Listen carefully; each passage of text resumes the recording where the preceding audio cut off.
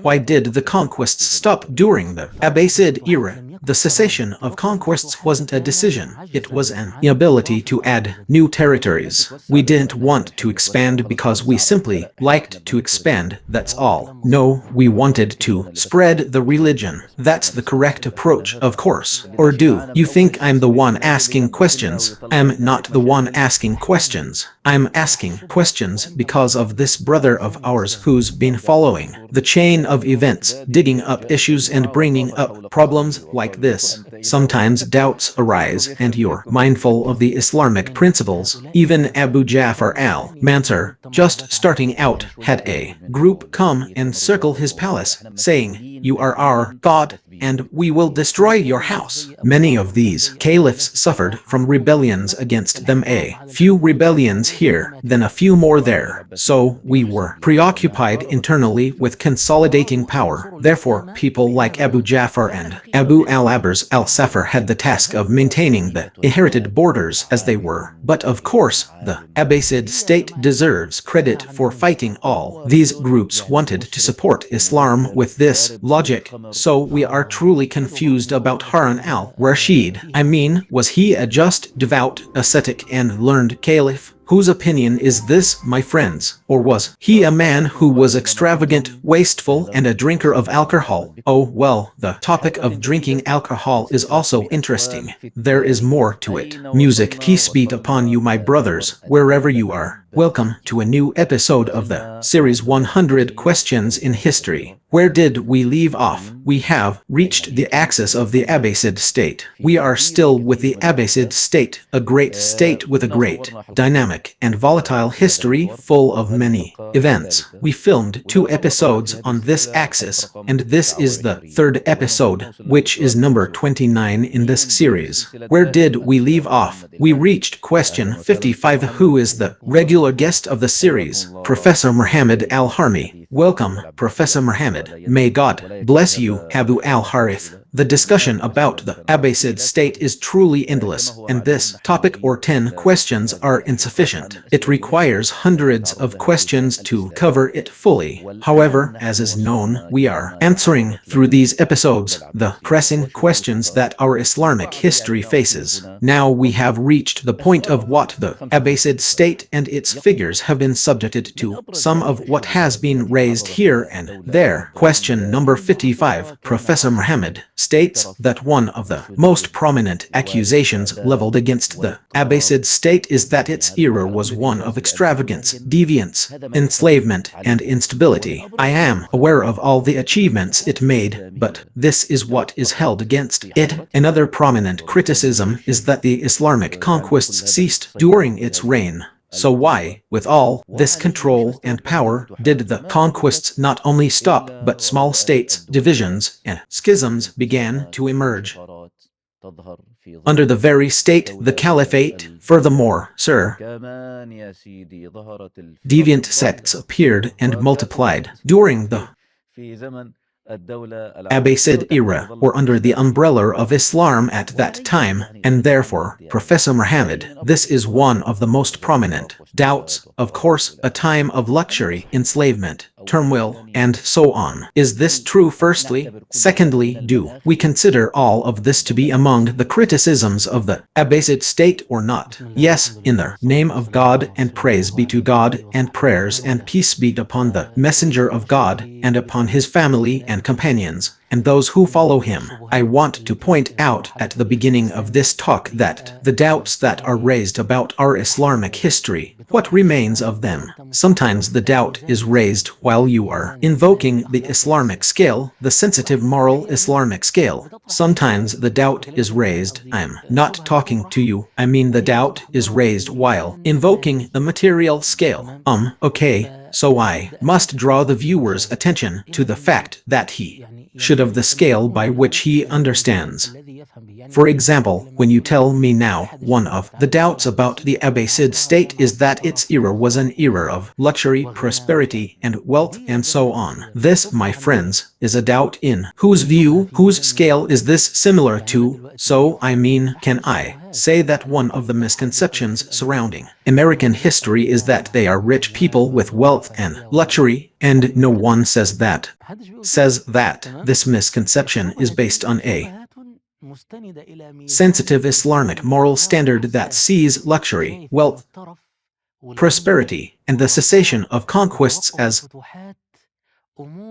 deviations from the Islamic standard. So we must be careful not to rush to accept every misconception or question. Yes, no, we must stop and ask ourselves, on what basis is the person speaking to us? Because sometimes you find a secularist who doesn't want Islam saying, your era was one of luxury, wealth, and alcohol. So what's your problem? You're a secularist. What's your problem if a country has alcohol and concubines, which you call personal freedom, but a strong, expansive state where its people live in luxury and comfort is a good thing according to your standards? Then a religious person or someone who wants to return to the era of the caliphs comes along and says, the mature ones, sir, are the ones I hear this talk from, but you keep telling me about personal freedom, and alcohol is personal freedom, and the hijab is personal freedom, and now you're telling me that you had this extremism. This is excellent by your standards.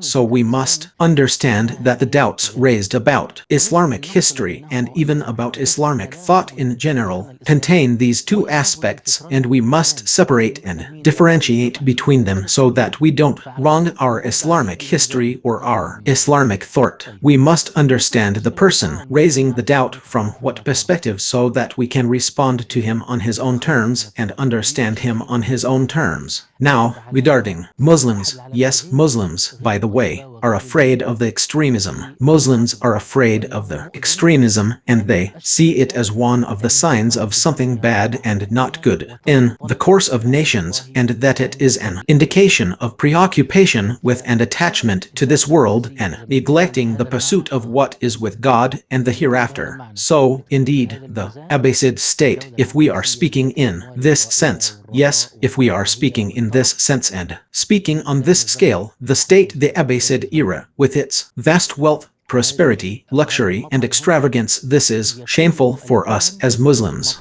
This is shameful for us. And this reign, of course, here it is now a real feast. So why, Professor Muhammad, why don't we become rich? What is your problem? Let there be luxury. Are people already well off? The problem isn't wealth itself. The Prophet, peace and blessings be upon him, said, O Amr, good wealth is for the righteous servant. And the Prophet, peace and blessings be upon him, sought refuge in God from disbelief and poverty. And among the Prophet's companions were wealthy people: Uthman ibn Affan, Abd al-Rahman ibn Awf, Abu Bakr, and Umar. They were merchants and they spent their wealth in the way of God. The problem isn't wealth, the problem is attachment to this world. This wealth, this luxury, this extravagance distract people from the demands of the hereafter and make them attached to this world. This is the problem. That's why you find that after the Prophet, peace and blessings be upon him, used to say, for example, it is enough for the son of Adam to have a few morsels to keep him upright. So, we now have tables, food, culinary arts, and confectionery after having only water or juice. What do you find? No, what do we have? Something we made from Taif wine with Yemeni grapes and now and sugar. The verse begins, the inventions begin. Instead of a person covering himself with a garment, or the garment being beautiful, we now have a degree of elegance in clothing, in the variety of colors and materials. Man's turning away from the demands of the hereafter and even from the higher demands of this world, which include jihad and spreading Islam, and his turning to the worldly state in which he is concerned with increasing his wealth. This is the danger. This is the danger. That is why the Prophet said, by God, I do not fear poverty for you, but I fear that the world will be opened up to you and you will compete for it as the nations before you competed for it, and it will destroy you as it destroyed them. This is the danger that the verse will come to pass, the competition and conflict over worldly matters. That is why we always differentiate between the caliphs who had luxury, wealth, treasures, and jewels, but this did not distract them from caring for the state of the nation. And regarding jihad, and between the caliphs who were preoccupied with this aspect and this luxury, and neglecting the state of the nation. Example, let's take the example of Harun al-Rashid, which we discussed in the previous time. Harun al-Rashid is someone who sits and tells the companions, "Reign wherever you wish, for your tribute will come to me." How do Muslim historians and scholars view him? They see him as a just and righteous ruler, and some of them consider him the sixth of the rightly guided caliphs, and they consider him the counterpart of Umar ibn Abd al-Aziz among the Abbasids. Why? Because Harun al-Rashid used to perform Hajj one year and wage war the next. Oh yes, I mean, it's true he had luxury, it's true he had money, but this money did not distract him from the high demands, neither from taking care of the people and fulfilling the rights of the state and the rights of the nation, nor from jihad. So he would perform Hajj 1 year so that he could follow up on the affairs of the nation and wage war the next, so that jihad would always be ongoing and no one could dare to attack the Muslims. Therefore, in the era of Harun al-Rashid, the Byzantine empress, named Irene, used to pay tribute after the defeats, and then a coup happened against her, and someone named Nicephorus came and sent to Harun al-Rashid, and he said to him, "What?" He told him, "By God, the woman we had was a weak woman, that's why she paid you tribute. If this letter reaches you, return the tribute you paid previously, return everything you took." What did Harun al-Rashid do? He turned the letter from Harun, commander of the faithful, to Nicephorus, the dog of the Romans. The reply was, "What you see? No, don't allow it." He didn't even bother to get a new letter on the back. He also sent an army, in which Nicephorus suffered a number of defeats until he paid tribute, just like the empress before him. So, when I find a caliph who is not distracted by abundance of wealth, luxury, or extravagance from attending to the affairs of the nation, then I say, this is a just ruler. And here, luxury does not become a source of weakness for nations, but later, there will come caliphs whose comfort, ease, and luxury prevent them from caring for the affairs of the nation or from engaging in jihad. For example, no one says that America has a floor that it is extravagant. No one says, for instance, what about America? Why is being spoiled a bad thing? Because America is a powerful force in the world, it looks after its interests, even if it means injustice, but it criticizes those who indulge in luxury and extravagance, especially weak countries.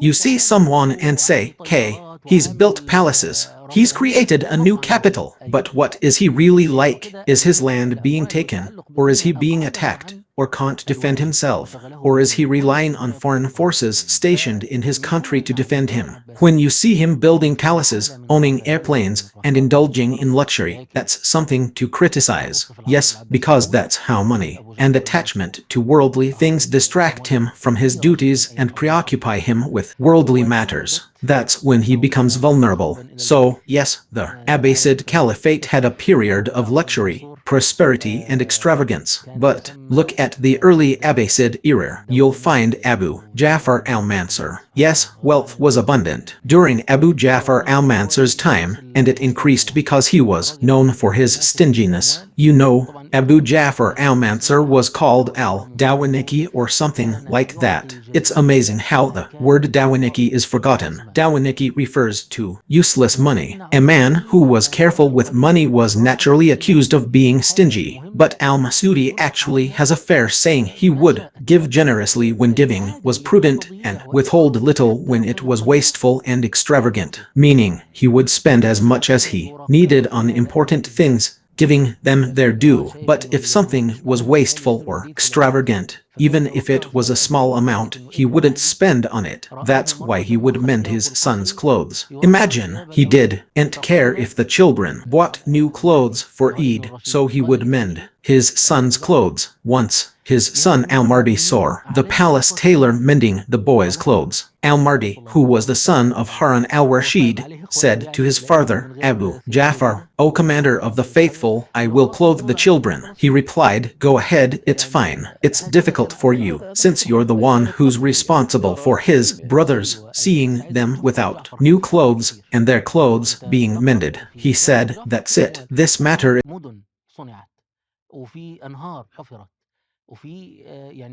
economy and abundant resources." Yes, al-Mardi, who was his son, was not like his father. He was a man who found a lot of money, so he was generous and giving. Yet, things in his time were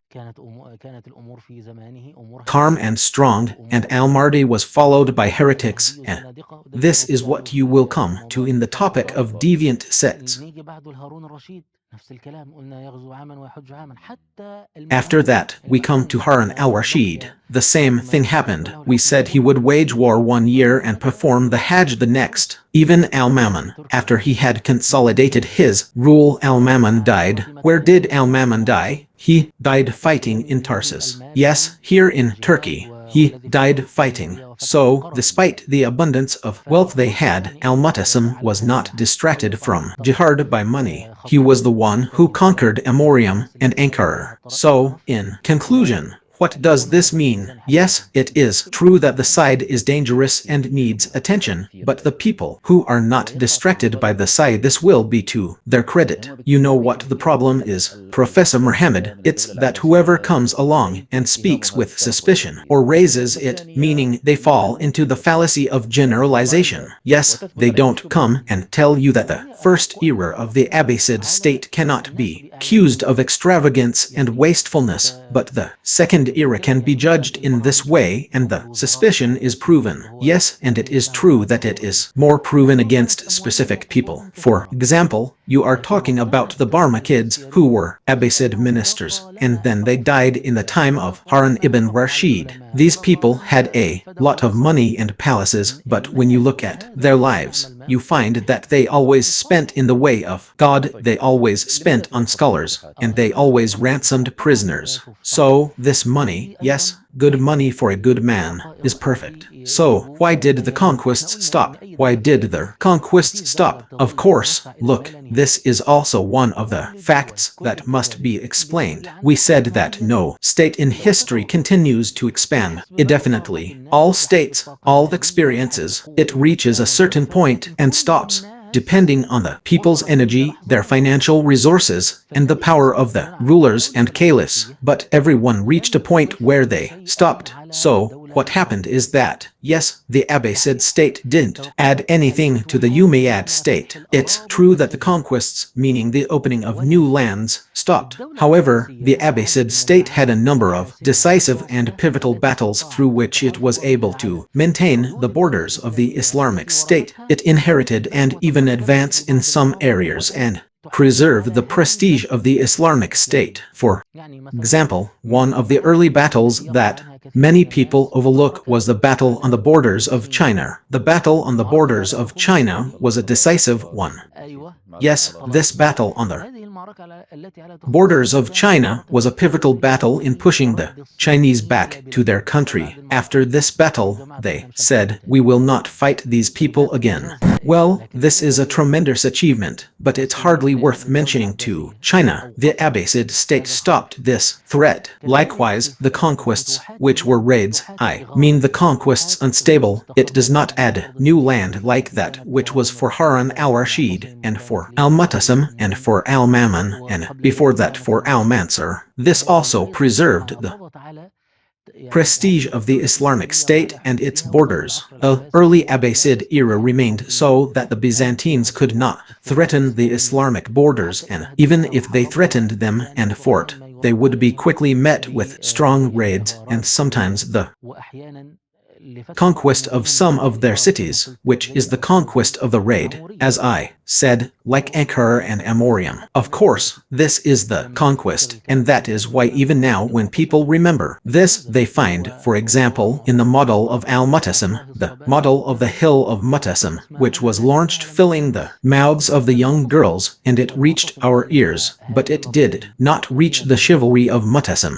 Is this Mu'tasim, when the Romans attacked the city of Zatar, or what did he do? His army, historians say, was the likes of which had never been seen before. Yes, he went out to them and said, "Tell me, which of the Roman cities is the most impregnable? Which city is the most fortified?" They said, Amorium. They said it was like Constantinople to them, which is the capital.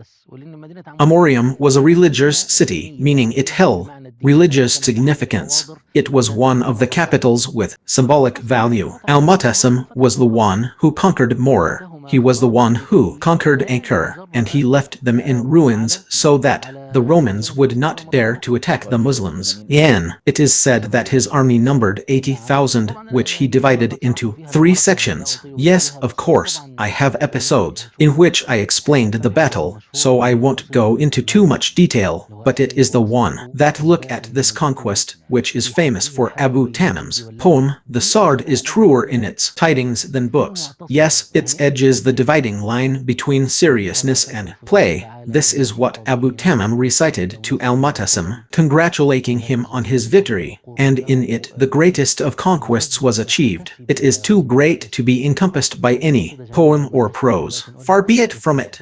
Shook the earth. The dignified one has a divinely ordained conquest, not a conquest gained. Of course, it's a beautiful poem, and we don't have time to recite it now, but the gist is that these conquests were conducted in this manner. Yes, it's true they didn't add new lands, but this was the assessment of the state and its leaders that they were unable to add to or change the military situation, or change the borders and add new cities to their administration. So the goal was, in this way, that we wanted to consolidate our rule. A little rebellion here, a little rebellion there. So we were preoccupied internally with consolidation, consolidation, consolidation. So we didn't want to expand, nor did we want to expand because we had already consolidated and stabilized. What does this mean? What are you getting into here? There's a political balance involved. So, this is a question we need to answer. Let me take 5 minutes. Just a small point. We didn't want to expand because we just like to expand and that's it. Like a bandit. No, we wanted to spread the religion, right? The main idea behind the story of the conquests is the idea of spreading the religion. Okay, it's not just about seizing land, God forbid. That's all true. But now when I come to ask this question while reading Abbasid history, what do I find? I also find that many of these caliphs suffered from rebellions against them. These rebellions were either from non-Muslim groups. During a moment of weakness,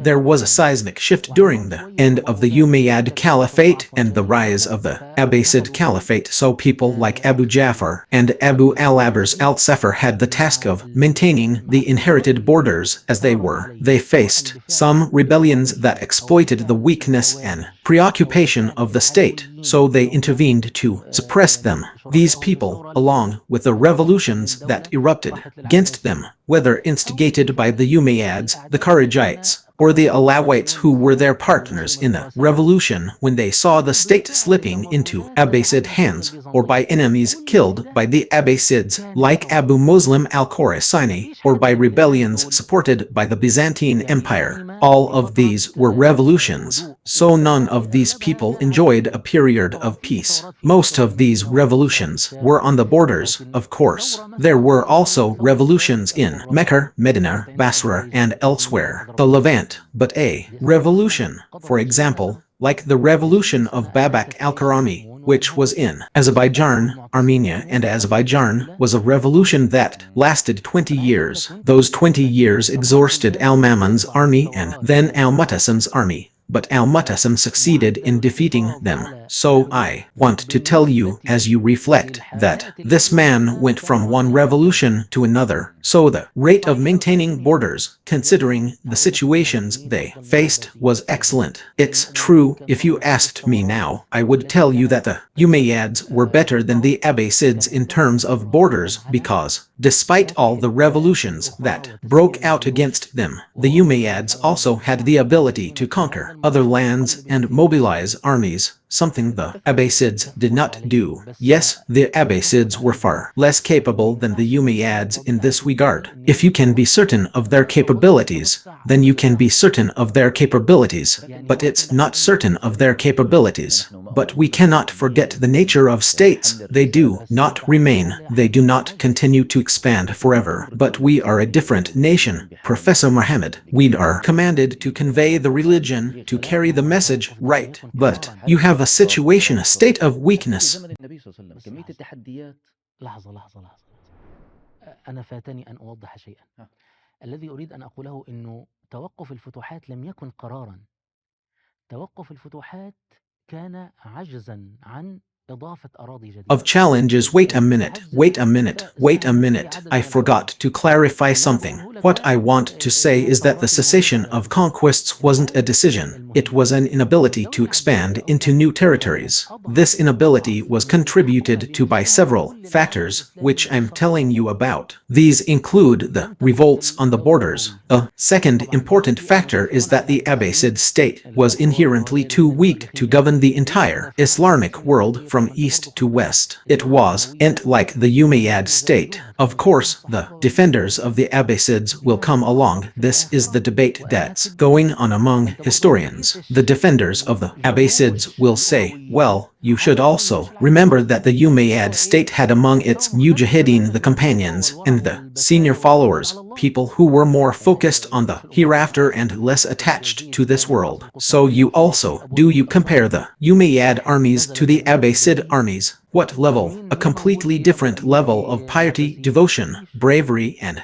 devotion to God. Or do you mean the Umayyad armies? In the end, you didn't see Yazid besieging Constantinople, and in his army was Abu Ayyub al-Ansari, or someone who stayed with the Prophet in his house. Well, who is like Abu Ayyub among the Abbasids? There was no battle, which was the conquest of Tunisia, in which the four Abdullahs were present: Abdullah bin al-Zubair, Abdullah bin Omar, and Abdullah bin Mas'ud. So, who is like these? There are people like them in the Abbasid state. So, what is the difference between them, between the Umayyad armies, which were brimming with righteous and ascetic men, and the first generation, about whom the Prophet said, the best of people are those who come after them, then those who come after them, and the Abbasids? But the Abbasids were unable to rule even the most remote parts of the Islamic lands. Therefore, the phenomenon of independent states arose. We said Abu al-Abbas al-Safar ruled for 4 years and died before things settled down. Then Abu Ja'far al-Mansur spent his entire life trying to reclaim Andalusia from Abd al-Rahman I, but he failed. So, how could Abu Ja'far al-Mansur continue the conquest in France? How could he continue the conquest in France if he didn't even have the power to take control of Andalusia? Even though he tried more than once, but Abd al-Rahman I was the Falcon of Quraysh, and Abu Ja'far himself called him that. So, after a while, the Abbasid influence would shrink to the point that truly independent states would emerge, like the Rustamid, Madarid, and Idrisid states in Morocco, the farthest reaches, and the Abbasids cannot bring it to their sultanate. After a while, there will be more contraction. So a state like the Aghlabid state will arise, and the Abbasids will be satisfied with the rulers and governors to entrust this country to them, and that the governorship will be in him and his sons, in exchange for him recognizing the Abbasid Caliphate and its influence, paying it money, and preaching in its name on Friday. So when you find that the state's political influence is unable to control the distant peripheries, you find a state like the Samiyya that arose, and a state like the Tahiridiyya that arose, and a state, the states that arose in the peripheries. These are an expression of the central state's inability to control. So how could you demand conquests from it? But we will come to this point, God willing, in the next section. These independent states that arose on the peripheries had had the advantage of expanding the Islamic state and adding to it. So, when you say that the Abbasid state didn't add anything, that's true. But if you say that the Abbasid era expanded significantly beyond the Umayyad era, that's also true. The Abbasid state itself didn't acquire new lands, but the independent states that arose on the fringes of the Abbasid state brought so much new and conquered so many lands. You find a state like the Almoravids conquering West Africa, a state like the Samanids conquering lands in the Turkic regions, a state like Andalusia continuing its conquests in Andalusia, and even some adventurers conquering an island like Crete. These were adventurers without orders from the authorities, and so on. This is truly amazing. So, when you look at the Islamic map, many sects appeared, yes, and even strange sects appeared, like, amazing, right?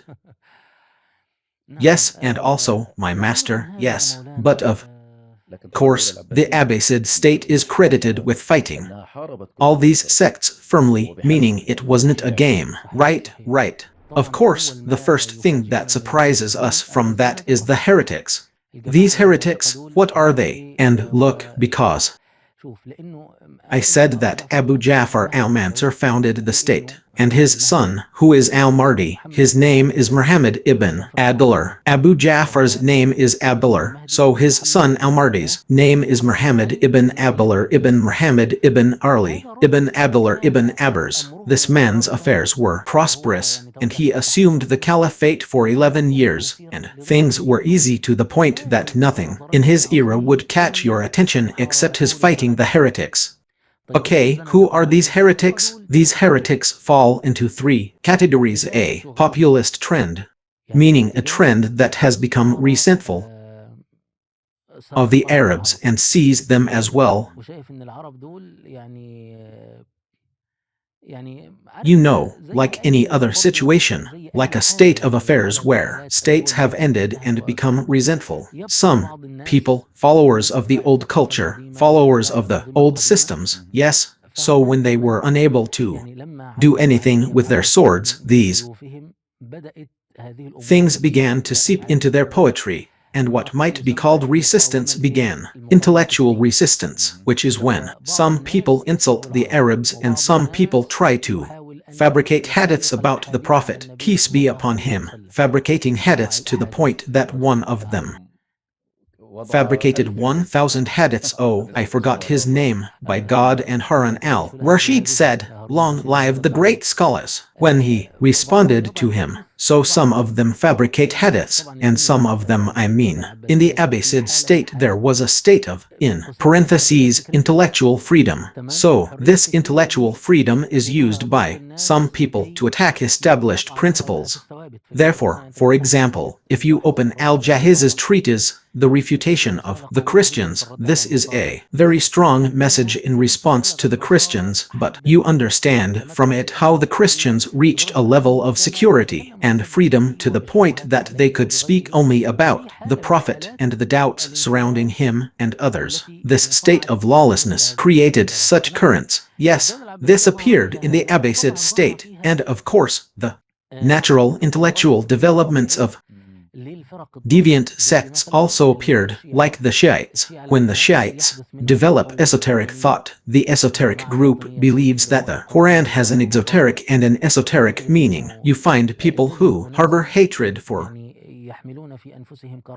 Arabs but cannot openly declare it, so they disguise themselves as Shiites, Rafidites, or Sufis. These are things that can be used to develop ideas, which are considered deviant ideas. It's not impossible that some people actually go astray. Also, there is a new source, a new cultural source that entered the Islamic world, the philosophies and books translated from Greek, Persian, and Indian sources.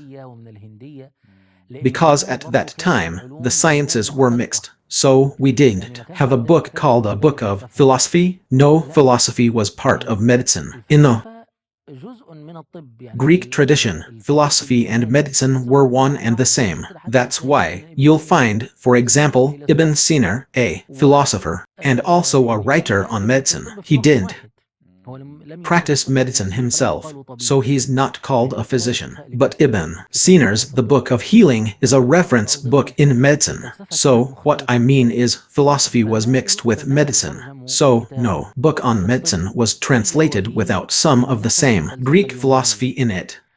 Likewise, chemistry was mixed with magic. Chemistry wasn't an independent science, the science of experimenting with mixing substances. No, chemistry was part of it. Magic and talismans, these were one and the same. Muslims were the ones who later separated the superstitions of science from its facts when they started with an experimental method. Even in medicine, they started with a practical method, which is called the clinical method, where you examine the case in front of you as it.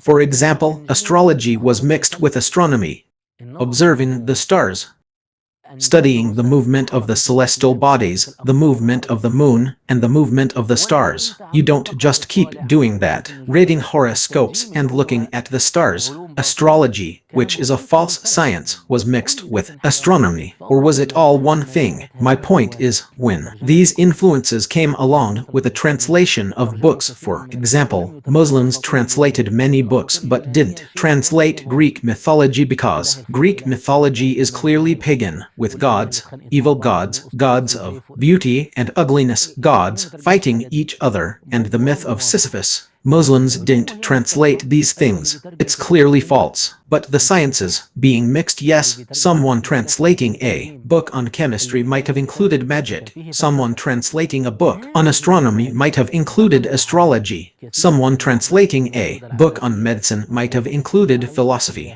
These influences entered many of the Abbasid elite and also gave rise to deviant trends in Islamic thought, like the Mu'tazilites. Although the Mu'tazilites tried to address these issues, they believed that Islam could be defended using philosophical logic. For example, I'll give an example that I imagine won't be understood, but I can't explain it more than that. For example, if I were to study at Harvard or the Sorbonne or somewhere similar, I would find a scientific methodology. This scientific methodology, at first glance, seems to me to be a neutral, rigorous, and impartial methodology.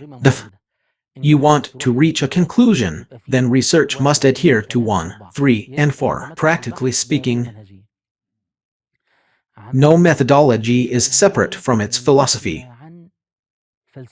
spirit, and cultural context.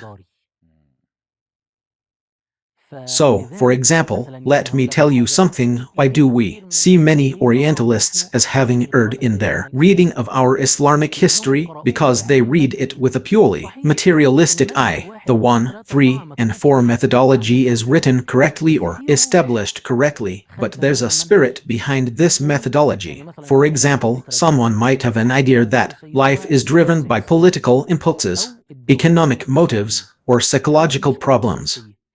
All 3 of these 3 directions, when they create a written methodology, will do so correctly, but they will arrive at different results. Methodology in general, it's not something separate from philosophy and thought, it's a reflection of them. When the Mu'tazilites studied Greek logic, they saw it as a neutral, rigorous scientific mechanism, unrelated to the spirit or civilization of its people. They wanted to use this logic to support Islam, and naturally, they engaged in debates with pagans. We'll get to that point later. Anyway, in short, the emergence of many deviant sects, like the Karamites, is one of their sources.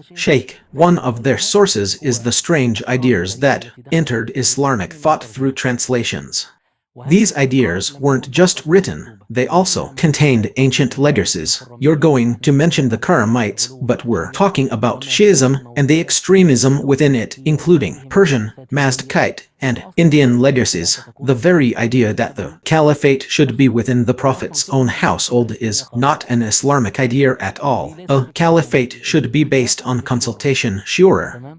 But you have people and a pre-existing cultural climate where, once the Prophet died, it was natural for them to be in his house completely, and add to that whoever wants to wrap himself in existing ideas in order to reach his heresy and atheism, because now, if someone wants to tell you that the hijab is not obligatory, you won't find him bringing up any hadith or saying, or someone who doesn't want any hadiths, you won't find him bringing up any hadith, and so on. So, people's intention, according to their desires, is to extract texts and develop misguided ideas. But to answer this misconception, yes, sects appeared, but the Abbasid state confronted them, resisted them, and eliminated many of them, to the point that, in the time of al-Mu'tasim, it is said that al-Mu'tasim fought the Mazdakites or the Karamites for 20 years, spending 10 million dirhams every year, meaning 200 million dirhams, until he eliminated them.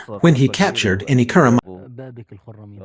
Karami, excuse me, when he brought him, I mean, he cut off his hands and feet, but in the end, I mean, he eradicated it, and there was a huge celebration in the country because we had eliminated something that had exhausted us. Of course, it was a dangerous idea, and it was true, and the Muslim scholars, I mean, the state, were concerned with purifying the hadiths, and we said that the Mahdi pursued the heretics, and Harun al-Rashid, when he was going to kill one of those who fabricated hadiths about the Prophet, peace and blessings be upon him, said to him, "How can you go with 1,000 hadiths that I put in your mouths?" He replied, "May the great scholars live long. We have a mighty scientific machine." And that's why al-Darqutni, the famous imam, used to say, "O people of Baghdad, do not be tempted to lie about the messenger of God while I am among you." And that's why it was said about some scholars, any hadith that so-and-so does not know is not her hadith.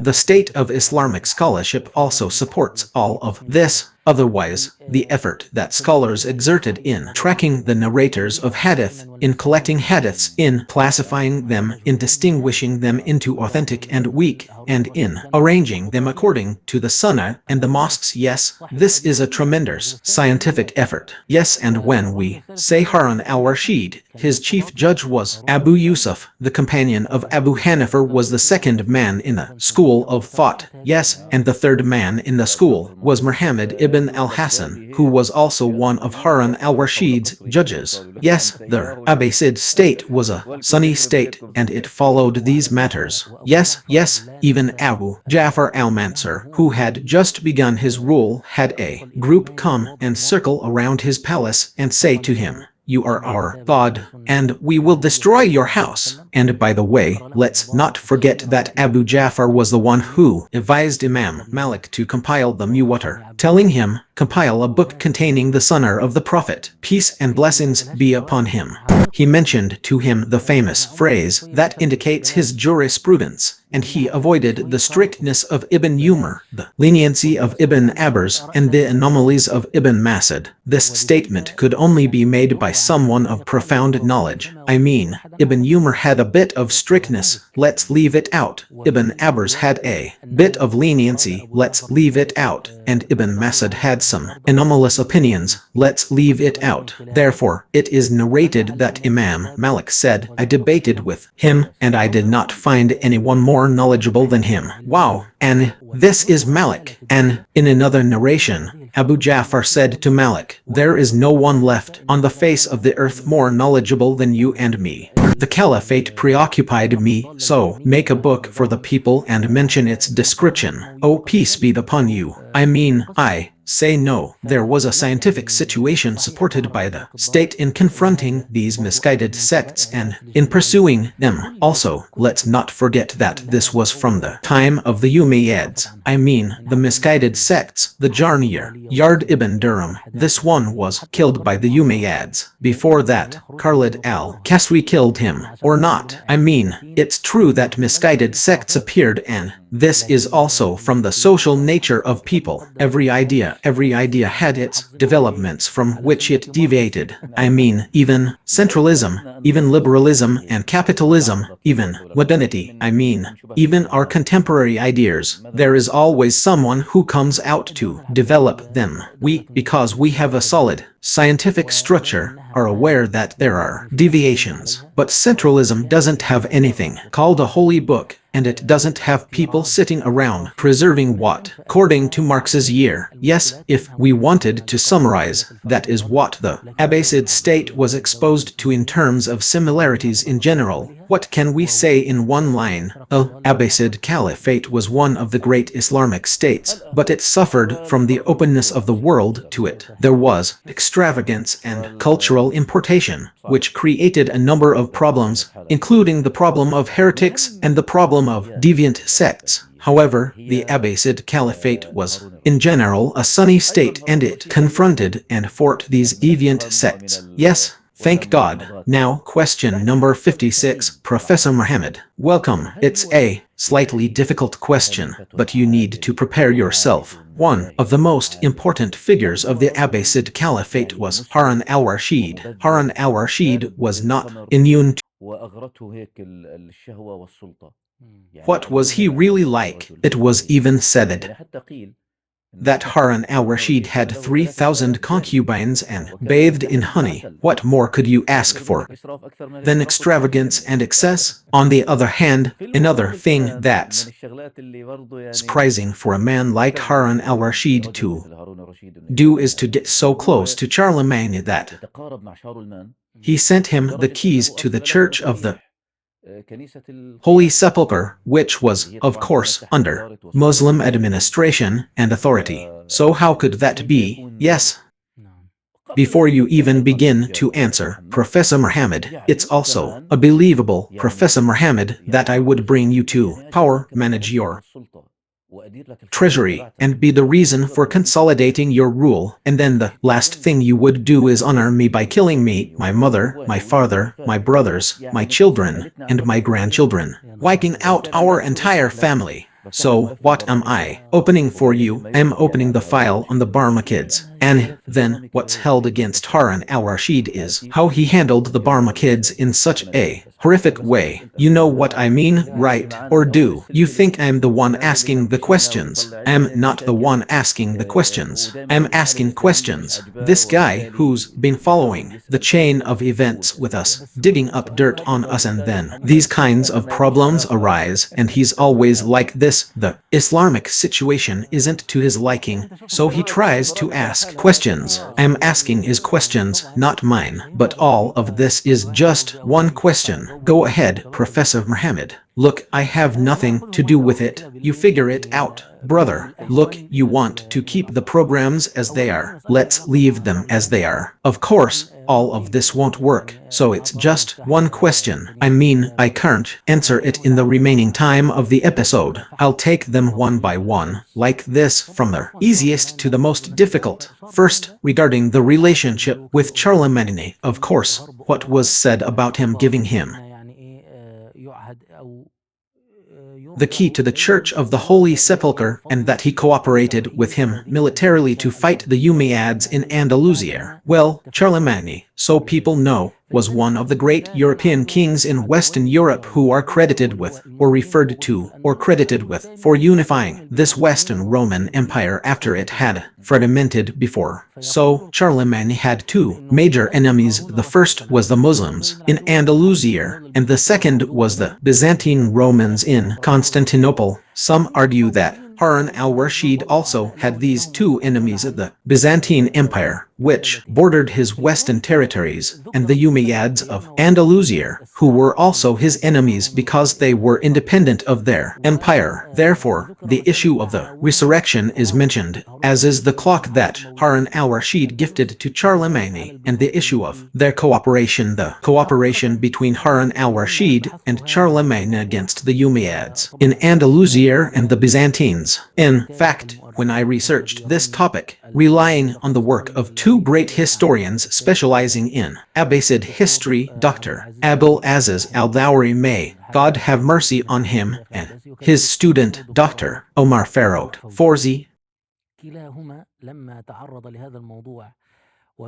found no evidence of a relationship between al-Rashid and Charlemagne. No Islamic sources mention anything of the sort. Neither the Byzantine sources mentioned anything about that. So where did this idea come from? It was mentioned in Latin sources, meaning sources from Charlemagne's time, but these sources are dubious. For example, there was a historian, I've forgotten his name now, who liked to flatter his king, Charlemagne, and attributed this relationship with Harun al-Rashid to him. So this story remains even among the Umayyads in Andalusia. I mean, the history of Andalusia, the idea that the Abbasids collaborated with Charlemagne against the Umayyads. This idea, at least until now, is neither proven nor refuted by reliable sources. So, this is the case, but don't forget the principles upon which it can be based. Whenever you read a historical account, there's a difference between exaggeration and fabrication, and principles upon which it can be based. For example, the case of the clock, which is Charlemagne's case, is a proven fact regarding the scientific advancement of the Muslims. The idea that the Muslims had sound every moment, and a knight would come out of one door and enter another, and so on, is a proven fact. The Muslims had wonders and marvels in this matter of clocks. Of course, because time in Islam has its sanctity. Yes, it has its sanctity, and this is what motivated the development of clocks. But even the inventions I'm referring to, the inventions of Muslim scholars in the field of clocks, were important inventions. And then, keep in mind that Westerners at that time saw Muslims as devils who invented strange things. The same thing that led to our defeat at the hands of the Europeans was even more prevalent at that time towards Muslims, to the point that they took apart clocks and couldn't put them back together. They said, "What's in them? A devil that moves on its own? How is that possible?" So, we mentioned in the section on civilization some Islamic inventions whose workings the Westerners didn't understand. This is regarding Charlemagne. Even Charlemagne's move to Andalusia was due to internal treachery. The emirs of Barcelona and Saracen, yes, and those governors who sent him messages. He was surprised by a crusader campaign, and his defeat at Bab al-Shazrir, I believe, was at the rear of the army. So, it had nothing to do with the Abbasids being the ones who they sent him to Andalusia, or alliances of this kind. Nothing was mentioned about that. We've finished it. It's wonderful. Was he a just and learned caliph, or was he wasteful and extravagant? And he was accused of drinking alcohol.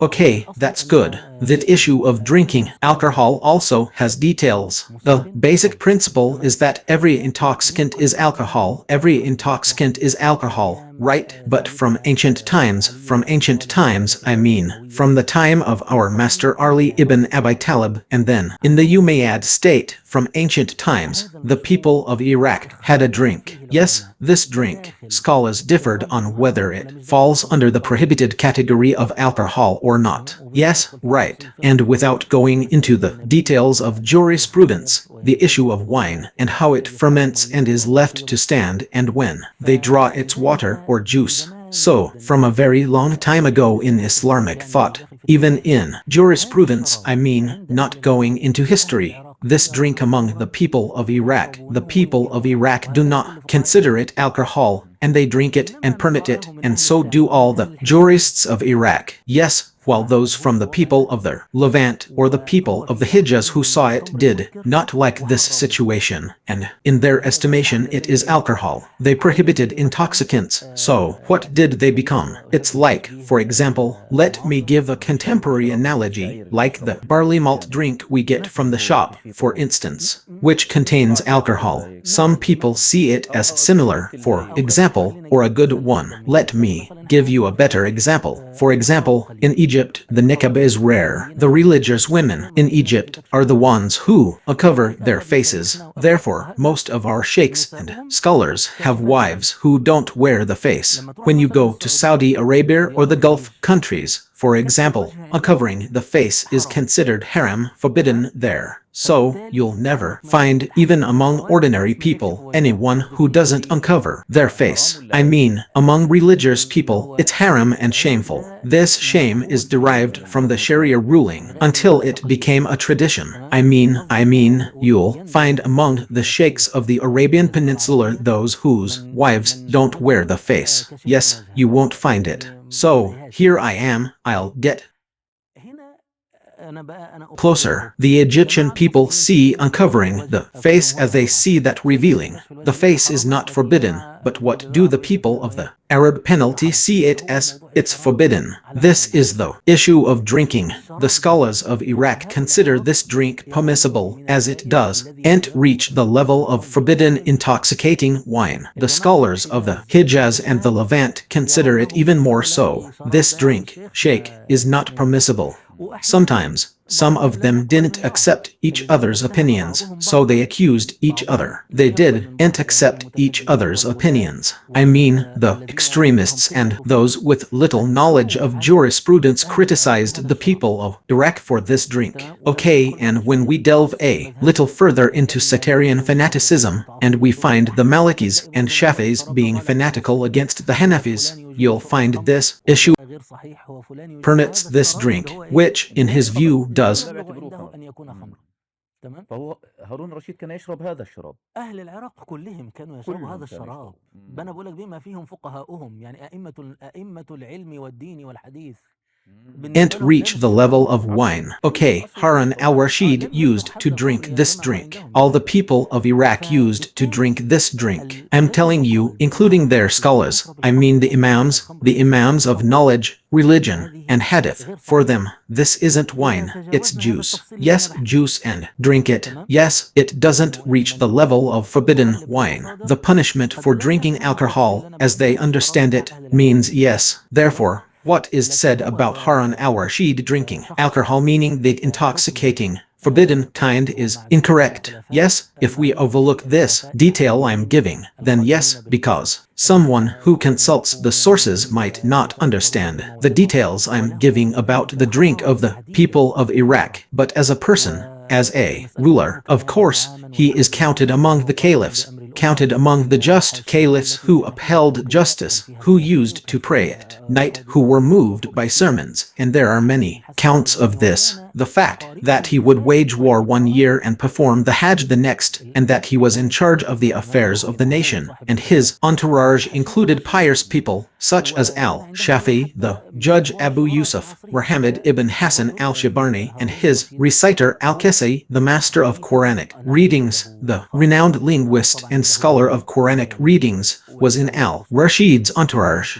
He also had some of the great poets of his time. So, the man I mean Harun al-Rashid was a caliph. Yes, he had prosperity, and of course he had concubines and palaces, but this is the ruler in charge of the nation, and therefore some people called him the sixth of the rightly guided caliphs and considered him the equal of Umar ibn Abd al-Aziz. If no deviation was proven against him, no moral deviation in all its forms, if no moral deviation was proven against him, and the most that can be said about this, the most that can be said is that he listened to poetry that contained love poetry and some of it that contained some lewdness and the like, and this is something that is tolerated because poetry, you know the saying of God Almighty, and the poets, the misguided, follow them. Do you not see that they roam about in every valley and that they say what they do not do? Therefore, poets, always, I mean poets are like meat-eater people, for example, in our time, who talk about everything. They talk about the economy, about football, about politics, about health. Someone is lying and exaggerating the matter, God forbid, yes,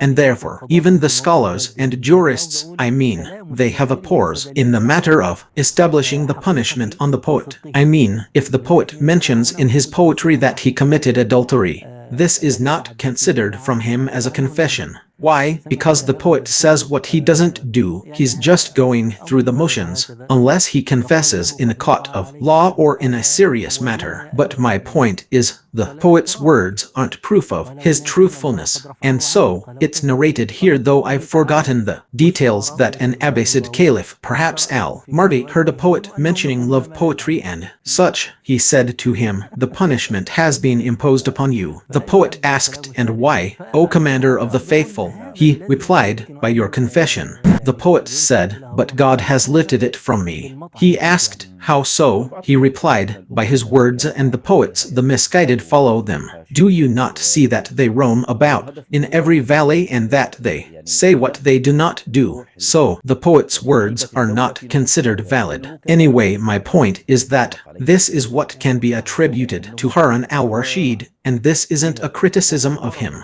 Some people said that the grandeur he displayed in the palaces, among the courtiers, and with the concubines was intended to instill the spirit of the state's prestige in the hearts of his enemies, because he was the king of the earth at that time. Yes, it's true that he was the most powerful figure on the planet, and this was reported about him and other caliphs and the Muslim princes, which is a matter of adornment and beautification, so that they inspire awe and reverence, especially in the eyes of the ambassadors of the nations coming to them. Okay, we have 6 minutes left in the episode. Can you finish this file for us? We'll be an hour. Can you finish the program file for us in 6 minutes? No, it's difficult. A program file in 6. Next episode. In the next episode, I will ask you about the struggle for the throne. Since we opened the file on Harun al-Rashid, we will come to the conflict between al-Amin and al-Mamun, and then I will continue with al-Mamun regarding the Mu'tazilites and the Fitna, and we will continue. Look, the summary regarding the Barmakids is that he killed them, meaning he betrayed them, or was he afraid of something specific, and thus he ended their file in this way. The way it's proven that he killed them, of course, there's no question about that. It's proven that he killed them now. Why? Just because he was alive. Okay, look, I mean, I'm going to burden you and the viewers.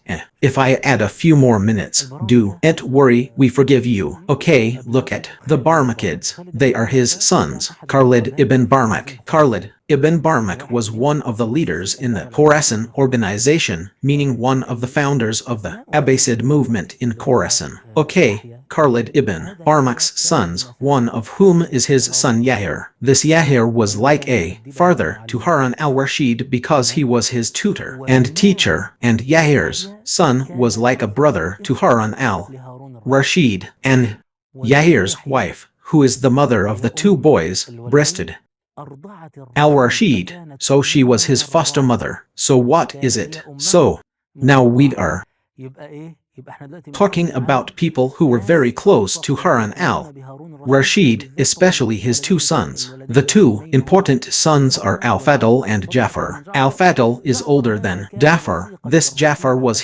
so close to Harun al-Rashid, so beloved by him, that it was said al-Rashid couldn't bear to be apart from him. Wow, so you're talking about a situation closer to the inner circle, the one within the same household and family. The grandfather was one of the chieftains, the father was a minister, a teacher, and a companion. The 2 sons, Jafar and al-Fadl, also held ministerial positions, governing provinces and ministries, and exerted tremendous effort in consolidating and supporting the Abbasid state. They were among the most capable and loyal ministers, and they were even in charge of the treasury. No, they controlled the entire state. Wow, yes, they were. I mean Harun al-Rashid himself. We can divide his reign into periods. Harun al-Rashid ruled for 23 years and died in his 50s. You could say that the first 3 or 4 years were the strong personality in power was his mother, al-Kharizurin. Yes, exactly. The following 13 years were when al-Rashid delegated authority to the Barmakids, as if they owned the country. The state, or rather, the rest of the years, is what happened after Harun al-Rashid's downfall of the Barmakids. He then ruled alone, personally, overseeing the affairs of the governors. So, what's the problem with the Barmakids?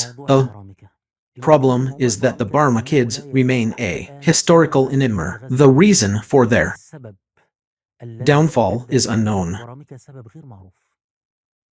Yes, this is important. The reason is still unknown. Some people have even fabricated a legendary, mythical tale that says the following: Harun al-Rashid couldn't bear to be separated from Jafar. Who is Jafar ibn Yahya ibn Khalid al-Barmaki, his beloved brother. He was always in gatherings of revelry and entertainment, and he couldn't bear to be separated from his sister. May God bless our Prophet Muhammad. Harun al-Rashid's sister. Yes, Jafar couldn't bear to be separated from Harun al-Rashid's sister, al-Barsar. Yes, al-Barsar. So, he wanted to sit and enjoy himself, listening to his sister, and so on. His sister was a scholar and a woman of letters, so he couldn't bear to be separated from her. So, what could he do to maintain his peace of mind? He married Jafar al-Barmaki to his sister, al-Barsar. Yes, it was a marriage of convenience, just so they could sit together without any legal or religious constraints. Of course, this shows, even though the story is fantastical, that al-Rashid was religious. Because if we were free from religious constraints, we wouldn't be able to do as we please. Well, this because, firstly, it's unbelievable that Harun al-Rashid would do such a thing, and secondly, it's unbelievable that the Abbasid family would accept the marriage of Jafar, who was Persian, to al-Barsar, who was at the forefront of the Banu Hashim, at the forefront of the Quraysh, at the forefront of the house of Imamate. It's true we are very different, but these marriage positions remain sacred. But this story is not true. This story is not true. Correct, meaning this isn't correct. It's flawed in its chain of transmission, meaning the sources that brought it are flawed in their content. Okay, so he says, meaning the rest of the story says that Jafar loved Abars, and Abars loved Jafar. They conspired, met, and actually married. After Harun al-Rashid, she became pregnant and gave birth to a son. She sent him to Mecca so that her affair wouldn't be exposed. Then al-Rashid discovered this betrayal. This is the reason for the downfall of the Barmakids, or this story, which is the mythical story that many people have harped on. Yes, but as I told you, it's the issue of one marriage and the issue of him even delaying his sister's marriage, and so that he could sit comfortably in his position. I mean, a man like Harun al-Rashid wasn't obliged. Yes, okay, and that's why historians began trying to understand why al-Rashid was suddenly brought down. This is because he killed Jafar and imprisoned Yahya, his father, and also imprisoned his brother, al-Fadl. These were very close to Harun al-Rashid, and he remained until the end of his life, not accepting their intercession. Even when one day a man was testing the people around him to see if they agreed with him or disagreed with him, he said, so, a servant came in and said to him, so and so, I regret killing Jafar. What do you think? He said to him, by God, you were wrong, O Commander of the Faithful. By God, there was no one like Jafar. So he returned to him and expelled him and almost struck him. I mean, he did not regret it until the end of his life. Yes, the best of his life was not from you. So, what is the reason then? The reason, I'm telling you, this with certainty, is unknown, but as you search through historical sources, the most likely explanation is that he saw the Barmakids ruling without his knowledge, which led to his removal from power. They wielded immense influence in the state. There are some accounts that say someone once entered Harun al-Rashid's presence and said, I want such and such. Harun replied, Yahir is the door, meaning, go to Yahir ibn Khalid al-Barmaki.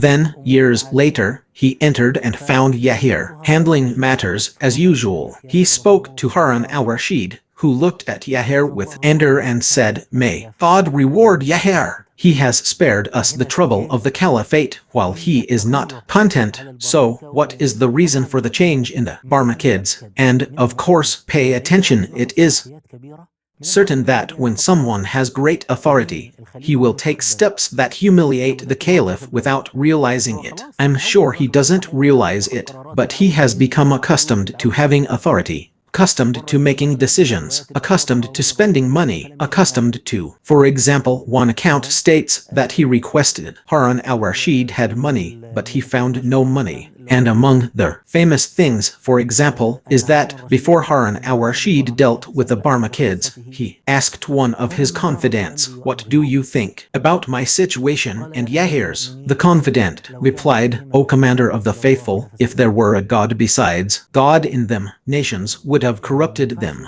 Meaning, it's not right for there to be two. Of course, this person said this as an advisor. God knows best, or perhaps he said it out of anger towards the Barmakids. God knows best. There is no one in power who doesn't have someone who envies and resents him. And another person, it seems, felt what al-Rashid was experiencing, meaning the change and the anger. So he asked him, and he recited to him the famous verse by Abu Nuwayza, Would that Hind had fulfilled her promise to us, and seen our souls from what she finds, and ruled just once. Only the weak do not rule. So al-Rashid began repeating it, only the weak do not rule. Yes, he began to see that the solution was to eliminate them. Of course, I have now established that the reason is unknown. All I will say after more logical, of course, reasonable. Okay, they control the state. I want to lighten the mood. Yes, and you, I mean, I was in the book. The Abbasids are the strongest. I tracked the positions the Barmakids held and the years they held them. After they held positions for a certain year, they disappeared from the provinces. They were dismissed from the provinces. So, it is certain that in some situations, which al-Rashid kept to himself, or in which he understood that they had become too influential, or that they had insulted him unintentionally, the Barmakids had an excellent reputation, even among many scholars and historians, even in piety, good deeds, and spending on scholars. Safwan al-Thawri used to say, O God, Jafar has sufficed me in this world, so suffice him in the hereafter, meaning he was responsible for the scholars. And even when they were taken to prison, one of al-Fatal said to his father, Yahir, O my father, after glory and kingship, we are taken to prison. He said, many a supplication of an oppressed person traveled by night, and we did not notice it, but God did not neglect it. God forbid. I mean, even their reaction to the ordeal that befell them was the reaction of people who have a religion, nations. In most cases, the issue of influence is what led to their calamity. But there is something incomprehensible, because he killed Jafar and imprisoned his two brothers, as if Jafar had an extra hand in this calamity. Well, of course, those who are watching us just want to know how he killed them. Enough of that. But there is something very important, Professor Muhammad. I mean, this is something that is perplexing. I mean, you want me to rule. Well, of course, I want a strong team, right? I mean, I bring in the strong team, and when I feel that it is strong and it is starting to want to control, I want to get rid of them. I mean, it is an administrative and psychological equation. It is difficult to balance. It is like, what is the arrangement? In the end, you want to achieve something. You want a strong team. You want strong ministers. You want strong advisors. You want people to like them. You want people to deal with them. So how is it to be balanced? Look, the great, brilliant, and creative Professor Dr. Walid Saif, the author of historical masterpieces, used to call it the Sultan's predicament. A sultan is the one who uses the strong and competent, and if he uses him and he proves his strength and competence, then he fears him. There's no one in this world who is truly at ease. Every position, everyone has their problems, including the Sultan. Yes, you won't find anyone. Remember, we had a nice, funny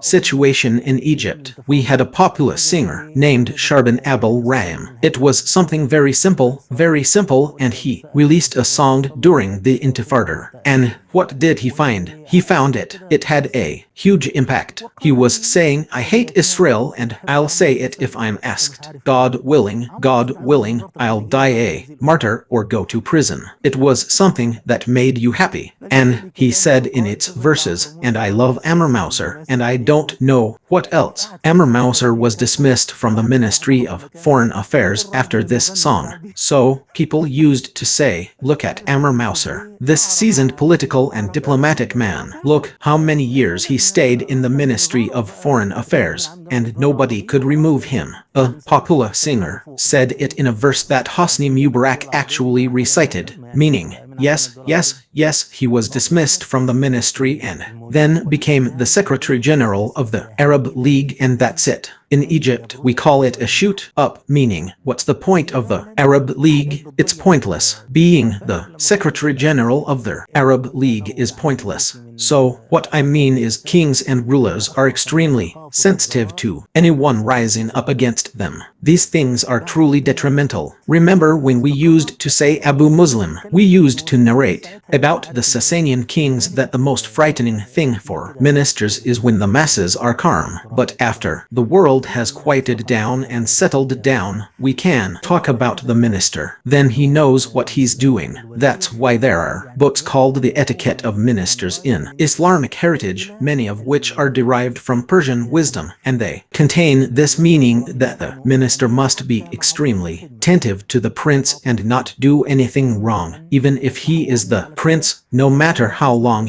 Minister can be punished regardless of his length of service. Ibn Khaldun has a chapter in his Muqaddimah on this subject, a very beautiful chapter, and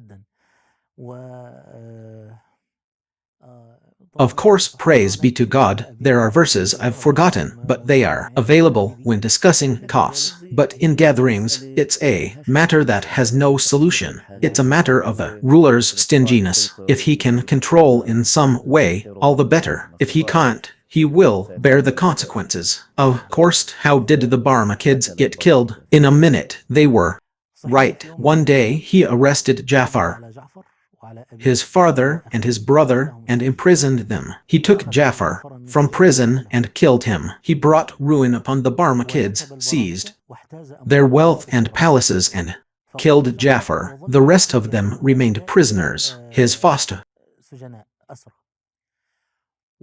mother, who was the wife of Yair ibn Khalid al-Barmaki and the mother of Jafar, who was his companion and favorite, came. She never asked him for anything that he refused, so she interceded, but he refused her intercession. This means they were up to something big. They were doing something. It's definitely a million times more because our trust in Harun al-Rashid, based on the good reputation of the programs, might be higher. I mean, because there must have been something they did, there might have been some kind of betrayal. God knows best. Yes, of course, I'm telling you, there are a number of things said about this, like, for example, that Jafar helped one of the Alawite princes escape, one of whom had been arrested by al-Rashid. An Alawite rebelled against al-Rashid, so he imprisoned him with Jafar. Then Jafar saw that he had repented, so he helped him escape. Al-Rashid knew about all of this. All of this is true. When you look at the years in which so-and-so rebelled and what happened, you don't reach certainty. So, whoever raises the issue of the Barmakid massacre or the Barmakid downfall, the answer is that there is no reason agreed upon by historical sources or history books. Now, if we want to summarize this question, what can we say in one sentence about Harun al-Rashid? Harun al-Rashid was the pinnacle of the Abbasid Caliphate in its era of strength and one of the most just of the Muslim kings and caliphs, and his reign was a great era and dear to Muslims, and most of the doubts raised about it are flimsy doubts.